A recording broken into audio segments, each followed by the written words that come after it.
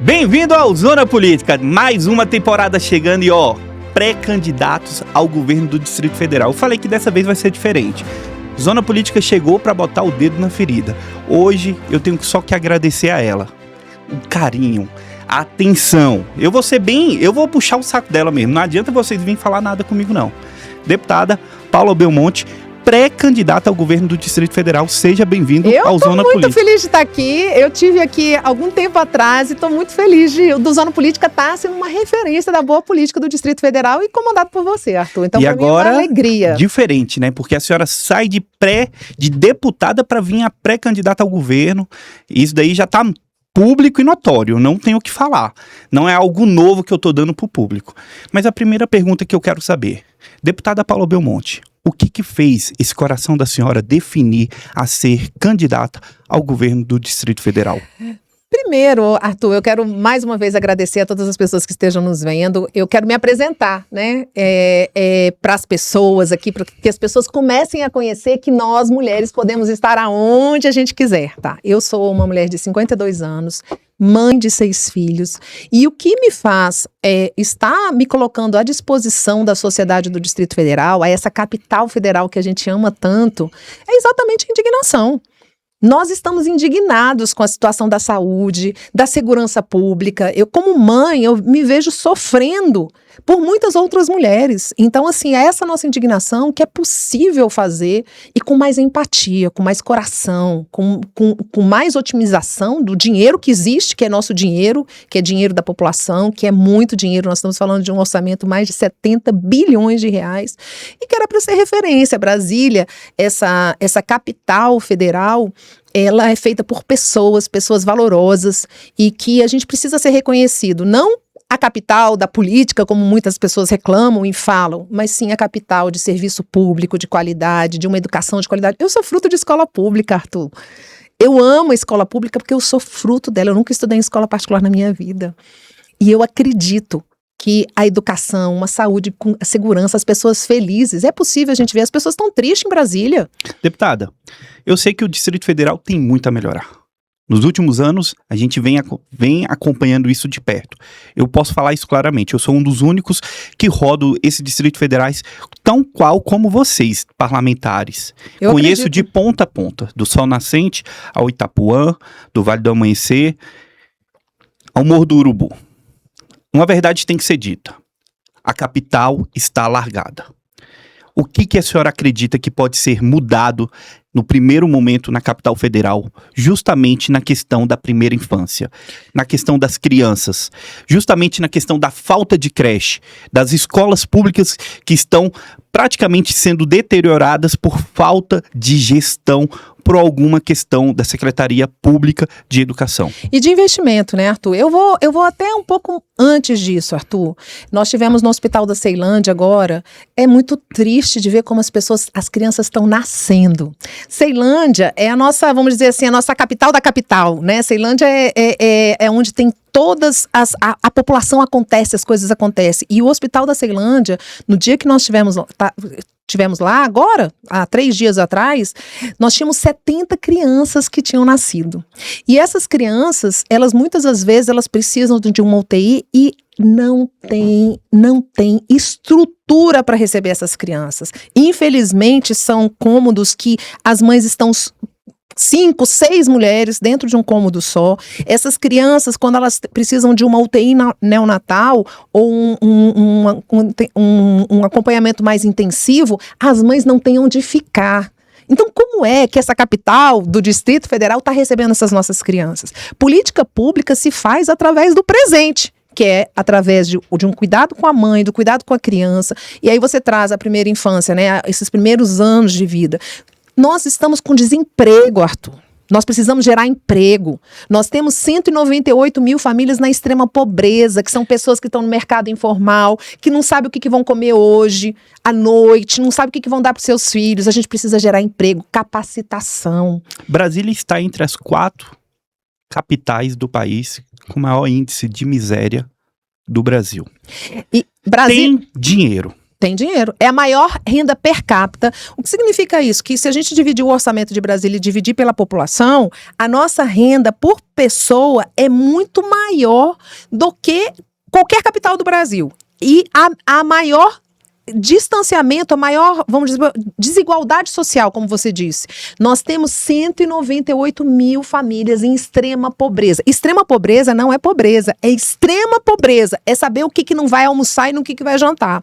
E aí, isso tem um impacto na economia, porque essas pessoas não estão no mercado nem formal e nem informal, elas ficam dependendo de um sistema que não está dando o que utilizar do dinheiro. Por exemplo, nós temos aí falando de 70 bilhões de reais para as políticas públicas. A gente vê muita obra, mas a obra tem que passar por pessoas. Eu quero tocar nesse ponto. Brasília virou capital do cinza. Uma capital cheia de obra e muitas inacabadas. Uma capital que está largada porque aonde você anda, a mobilidade não ajuda. Uma pergunta que a senhora tem que responder para o nosso público. A senhora, assumindo a cadeira do GDF, irá mudar toda a gestão das secretarias que estão atualmente no governo? Com certeza absoluta. Nós precisamos começar a pensar nessa capital que façam... Estamos falando, nós somos uma capital rica. Nós recebemos, graças a Deus, o Fundo Constitucional. Nós precisamos valorizar principalmente pessoas técnicas. Hoje, por exemplo, a gente está falando da saúde. Com todo respeito, eu gosto muito do presidente como pessoa, como uma pessoa que entrou na segurança pública, mas nós temos uma pessoa da segurança pública cuidando do IGES. Quem é o IGES? É quem cuida do Hospital de Santa Maria, quem cuida do Hospital de Base, quem cuida das UPAs. Eu pergunto para você que está me vendo. Tem a quantidade de médicos suficientes na sua UPA? Tem a quantidade de enfermeiros na sua UPA? Como é que uma pessoa de segurança pública vai falar de saúde? Então, nós precisamos de colocar pessoas que conheçam o que é saúde do Distrito Federal, o que é educação no Distrito Federal, o que é na ponta saber que uma criança muitas das vezes tem que sair de casa 2 horas antes para chegar na escola. Porque não é possível nós não termos escola perto de onde essas crianças moram. Isso está no ECA, está na Constituição Federal. E hoje em Brasília se constrói viaduto, e que é uma coisa boa para coisa, mas se esqueceu do básico, cuidar da nossa população. A senhora falou do IGES. 31 de janeiro de 2019 eu estava presente na Câmara Legislativa. Muitos parlamentares, eu quero que coloque aqui agora, falaram que ia ser transformada a saúde do DF. Eu quero citar parlamentar por parlamentar nessa fala. Um dos parlamentares destacou que governador Ibanez Rocha iria fazer a diferença. Não foi feito. Na última gestão, entre 2019 e 2022, o governo teve 3 casos de polícias dentro da Secretaria de Saúde. Isso é uma vergonha para o nosso Distrito Federal. A senhora acredita que o DF falta gestor ou falta qualificação para esse grupo que está aí dentro da gestão atual? Bem abertos. Bem aberto. Eu acho que falta ética. A gente precisa falar que ética é uma coisa importante na nossa sociedade.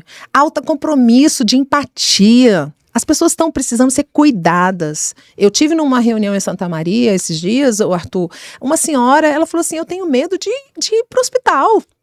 Eu tenho medo de não ser atendida no hospital, porque muitas das vezes só se atende em pulseira vermelha. Nós tivemos esses dias no Hospital do Gama e a fila da ortopedia, olha só que incoerência. A fila da ortopedia para o médico fazer a avaliação do exame, as pessoas ficavam em pé. Tá certo, se você machucou o dedo, você não pode ficar em pé, mas se você machucou o pé, como que você fica em pé? Então, nós precisamos... lá no Centro Obstétrico do Gama, por exemplo, eu fui conversar com um médico que no dia só tinha 2 médicos ali. Ele falou para mim uma coisa que me surpreendeu muito. A gente fala assim, deputada, a gente fala que a saúde pública do Distrito Federal está no UTI. Não está, não. Ela está entubada. Ela está entubada, porque a pessoa quando está na UTI, ela não está entubada. Mas quando ela começa a perder a vida, ela é entubada. Porque nem oxigênio ela tem. Ou seja, a saúde pública está perdendo a sua qualidade? Ela está perdendo, na realidade não tem, e não está tendo, e aí eu quero ressaltar aqui, que a gente tem visto muito, são profissionais extremamente dedicados, fazendo do possível para atender as pessoas que são seres humanos e não está tendo, está parecendo que está desmontando para exatamente o Instituto acompanhar privatizar a saúde pública do Distrito Federal. E a gente não pode fazer isso. A Constituição, eu tenho um pensamento que a gente tem que ter qualidade, a gente tem que priorizar efetivamente, mas a gente precisa de um Estado necessário. O Estado necessário é trazer a saúde pública. A saúde pública significa alimentação no prato.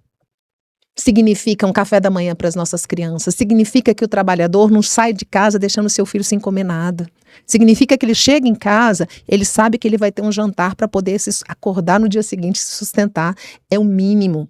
Quando eu falo que as mulheres estão sendo atendidas na hora, estava comentando isso agora, eu sou mãe de 6 filhos, quem é mãe, quem está me escutando sabe que depois que o nosso filho nasce, nós passamos por uma queda hormonal, a mulher não ter uma cadeira para sentar do lado do seu filho que está na UTI neonatal. É muito triste isso, Arthur. Deputada, a gente sabe que o Distrito Federal aconteceu diversos fatos relativos à questão dos crimes. Há 15 dias atrás, a gente viu praticamente o estado do Rio de Janeiro se tornando alvo inédito, né, de uma operação jamais vista. Eu tenho que perguntar para a senhora para fechar esse bloco. Somente no Distrito Federal e no entorno já foram contactados 4 facções criminosas. A segurança pública do DF está precisando atualmente de um bom reajuste. O governo deixou para fazer isso no último ano, praticamente vésperas de eleições. A Polícia Civil, nossa, trabalha 24 horas pela nossa capital. A Polícia Militar, ela dá a vida pela nossa capital. Por que o GDF não fez isso antes, em buscar esse reajuste para esses parlamentares, para esses policiais? Olha, primeiro, Arthur, eu quero enfatizar a sua fala. A nossa segurança pública, que fala tanto da Polícia Militar quanto Bombeiro e Polícia Civil, é a melhor do país.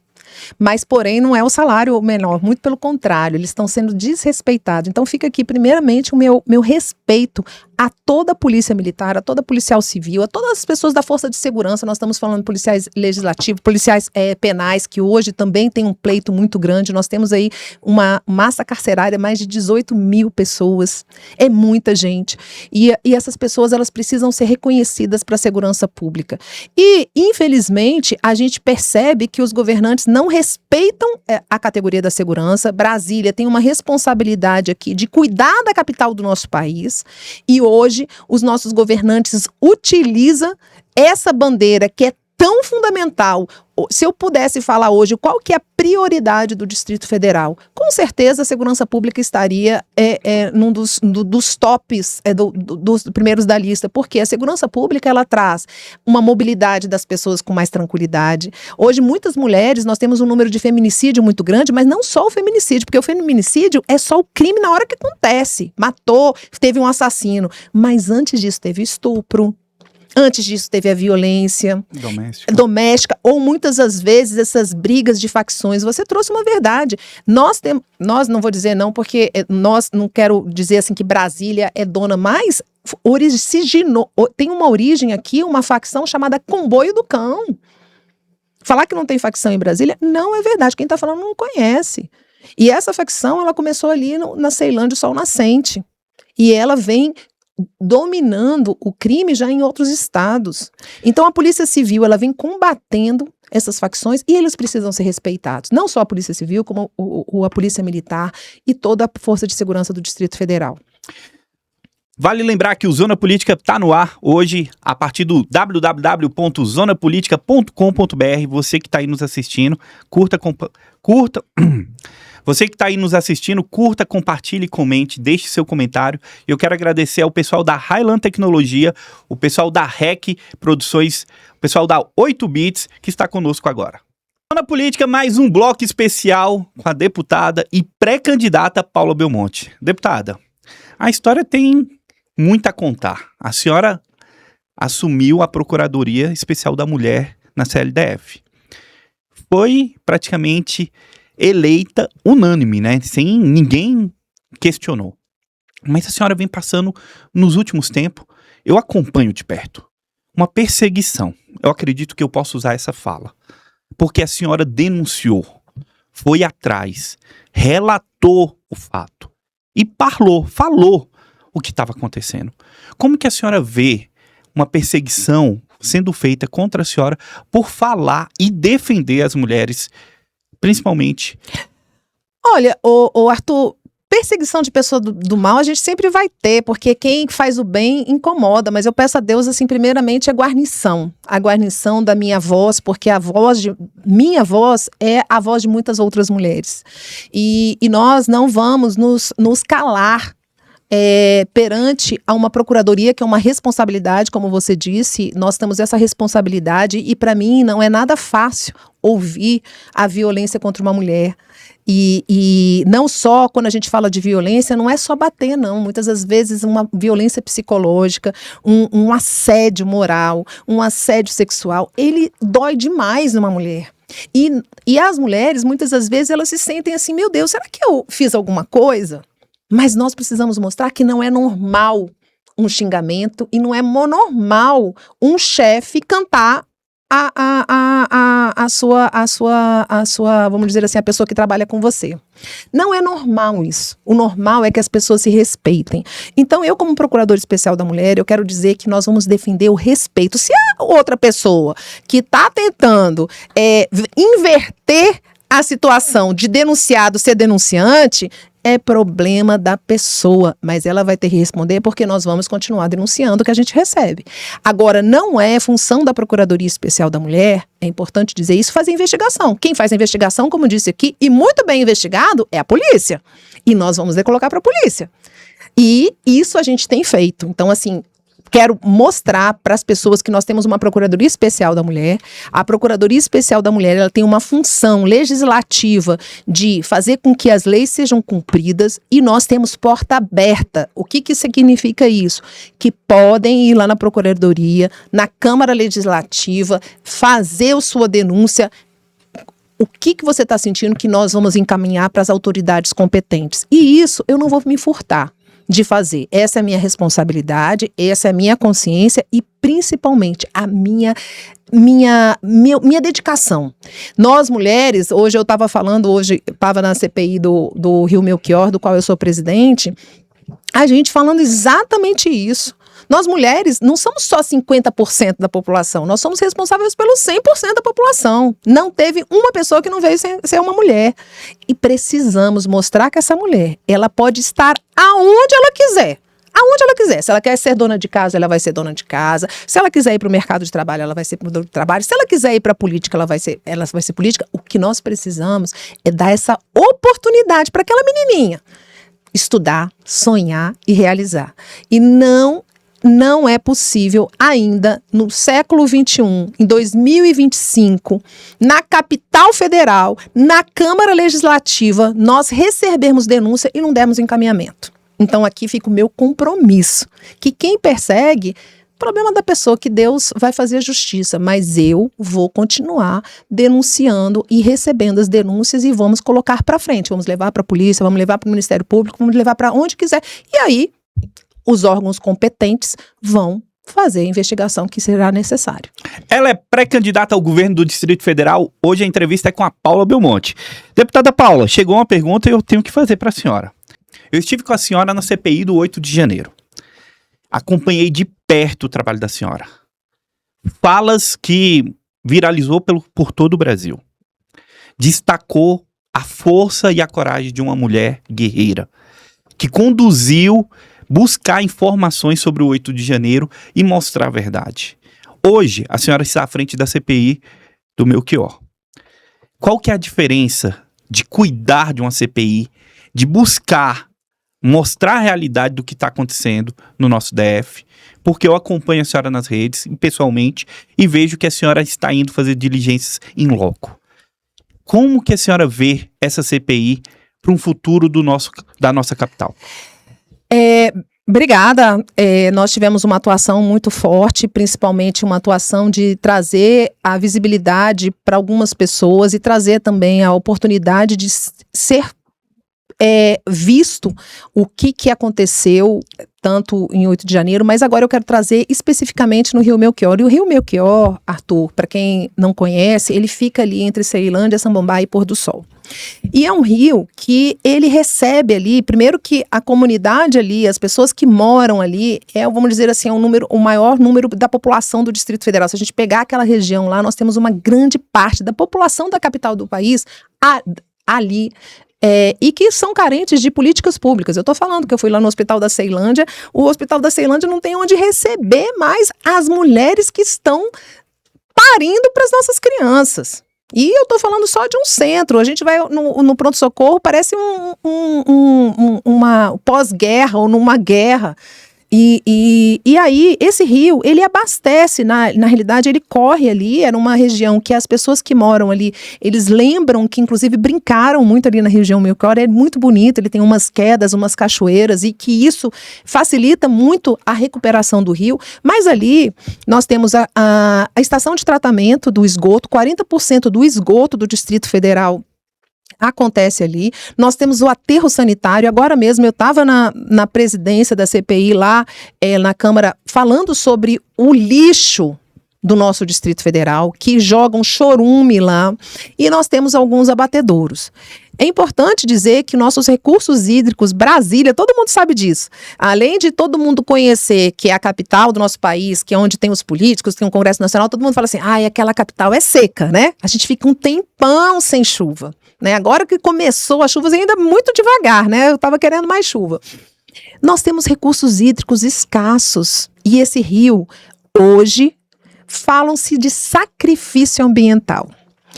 E é uma CPI que eu quero dizer que é histórica para Brasília. Brasília, 65 anos, nunca teve uma CPI para falar do meio ambiente. É a primeira vez que nós estamos falando do meio ambiente. E eu acho importante eu falar isso, por quê? Porque às vezes o meio ambiente só fala assim, é pauta de determinadas pessoas de ideologia. Meio ambiente é vida. Água hoje é um direito meu e um direito de quem ainda não nasceu, das nossas crianças, e nós estamos falando de uma poluição. Então eu também fico muito honrada desses últimos 15 anos, é a primeira presidência de uma CPI feminina, já tivemos outros presidentes, mas há muitos anos, então eu sou hoje. E eu digo assim, com honra, com todas nós mulheres, nós conseguimos chegar onde quiser, estudante de escola pública.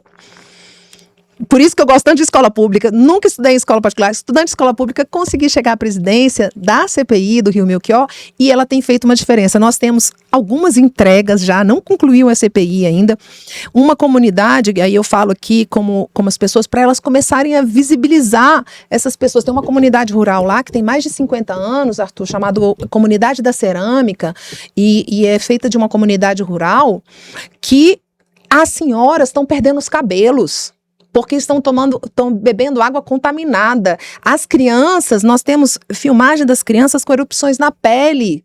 Como é que eu vou defender, vamos dizer assim, falar de um orçamento de 73 bilhões de reais, na capital federal alguém está sendo, uma criança, está sendo contaminada pela água que bebe? É básico isso. E aí a CPI entrou para defender essa comunidade, mostrou a importância disso. Hoje nós temos a entrega de que vão se colocar água canalizada. Olha só, a população do Distrito Federal, porque eu sei que esse podcast vai para o Brasil inteiro, para o mundo inteiro. Na capital federal nós temos ainda um número muito grande que não tem água encanada. Não tem saneamento básico. E eu posso falar uma coisa para a senhora? 200 milhões foram liberados pelo Banco Internacional da Alemanha para a CAESB.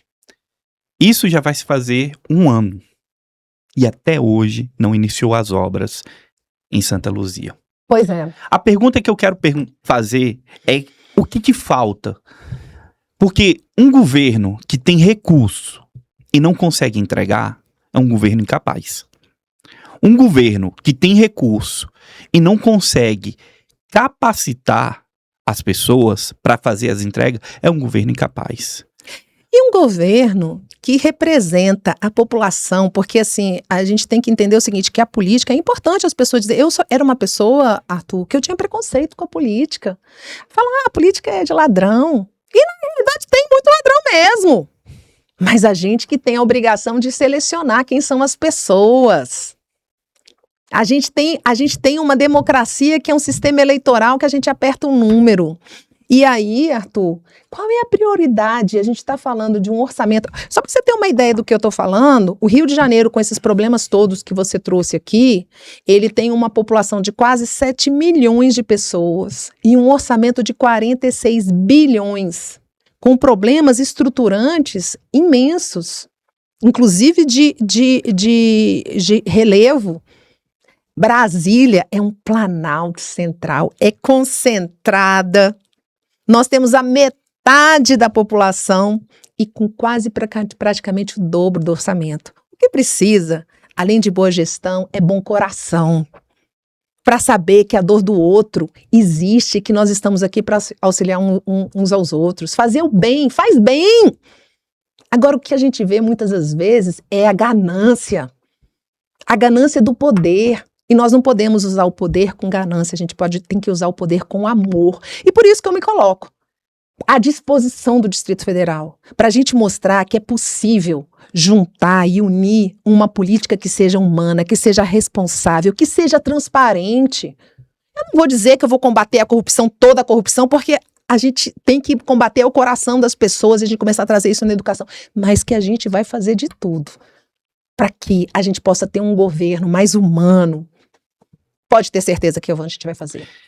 Deputada, estamos chegando ao fim, mas uma pergunta que eu preciso trazer para a senhora é uma pergunta que move muito o meu coração. Eu tenho a agradecer a senhora. Nos últimos tempos, a gente teve um contato muito maior, conversando diretamente sobre a política da capital. O Distrito Federal ele vem passando por uma transformação muito grande na questão da politicagem. Quando ela é demais, ela acaba fazendo de menos. Ou seja, quando a interferência política acontece, ela deixa de executar. Eu vejo isso dentro das administrações regionais, eu vejo isso dentro das secretarias, e eu acabo vendo isso também dentro de um órgão que era para ser referência hoje para a nossa capital, que é a Nova Cap. Foram 6 meses caminhoneiros sem receber. Foram 6 meses família pedindo ajuda. Foram 6 meses, pais de família passando dificuldade. O DF com tanto recurso, com tanta qualidade para ser vista, falta uma gestão qualificada. Mas eu quero finalizar com a senhora antes de passar a pergunta para a senhora, que é uma introdução que a senhora precisa entender. Hoje eu recebi 12 denúncias pelo Zona Política de terceirizados que estão com serviços atrasados na questão de pagamento. O governo está deixando de pagar porque as bombas, as operações que aconteceram durante a gestão atual já foram totalmente complexas de quê? Corrupção.